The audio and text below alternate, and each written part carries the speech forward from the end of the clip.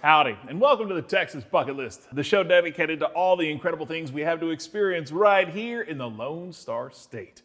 My name is Shane McAuliffe, and who doesn't love a good book?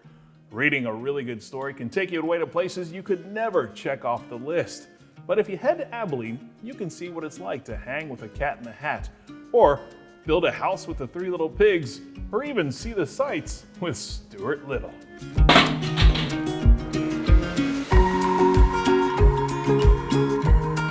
There really is nothing like a good story.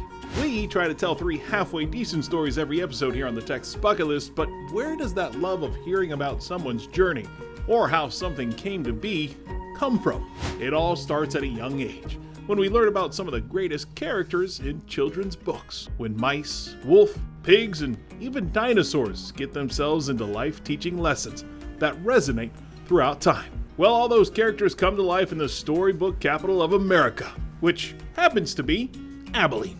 Abilene, big sky country. Never thought of it as books. Exactly. I think that Abilene is the Texas you don't expect, because you don't expect to find the storybook capital of America right here in Texas. Sydney Levesque works for the Abilene Cultural Affairs Council, and she showed us around the National Center for Children's Illustrated Literature, or NICIL for short. This was the first museum of its kind in the nation to exclusively exhibit children's picture book art. It didn't cost a nickel to come in and tour the museum. Hey-o. It is free. Not only will you find some of the greatest children's books of all time here, you'll also find some of the original art from these storied stories. Mark Teague is an award-winning artist. People might recognize him from the How Do Dinosaurs Say series, written by Jane Yolen, illustrated by Mark Teague. I mean, you could just see the colors just pop off the palette. I mean, they're just beautiful, and he illustrated the book Funny Farm and Firehouse, The Three Little Pigs, so many children's books that are beloved.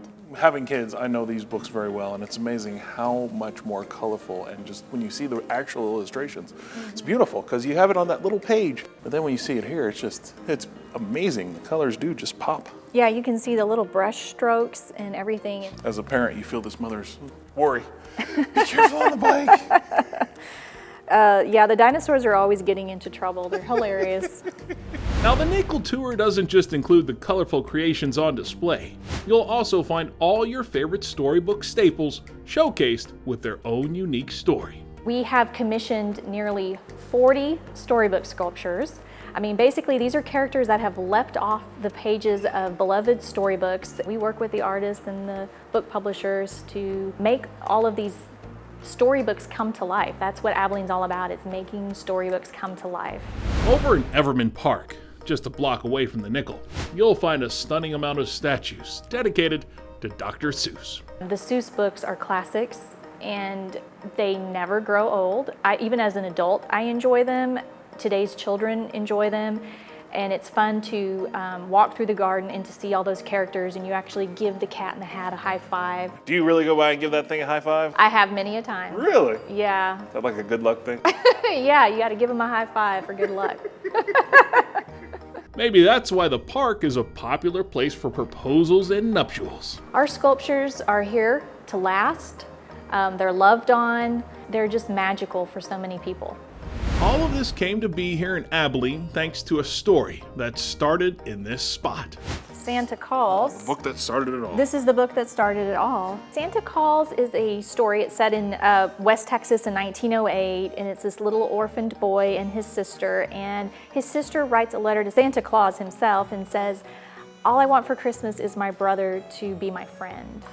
And so Santa sends this mysterious package to their Abilene ranch, and they open it, and it's this giant flying machine. They get in the flying machine, and it takes them up to the North Pole, and they meet Santa Claus. Anyway, the brother and sister bond, and so at the end of the journey, they're friends, and her Christmas wish comes true. So the unique connection of having Abilene in a book kind of started this whole thing. Yes, that very first visit with William Joyce, that started us on a 20-year journey to becoming the storybook capital of America. William Joyce wrote and illustrated Santa Calls, and the sculpture dedicated to his story was the one that started it all. It's called Childhood's Great Adventure, and it was created in 1996 by artist Rick Jackson.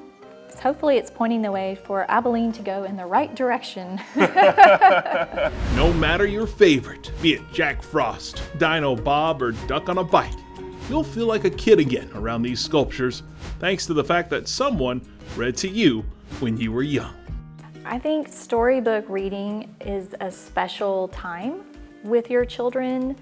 At night, right before bed, when you cuddle up in a lap and you open that book and you read together, you're not only, sharing a love of reading with that child, you're just making precious memories. Precious memories that will last the test of time and take you away to faraway places, and in some cases, Abilene, to see the storybook capital of America. And the storybook sculptures and the books, that all ties into art and reading and creativity, and that's the message we want to get out about Abilene. Start your own childhood adventure right here.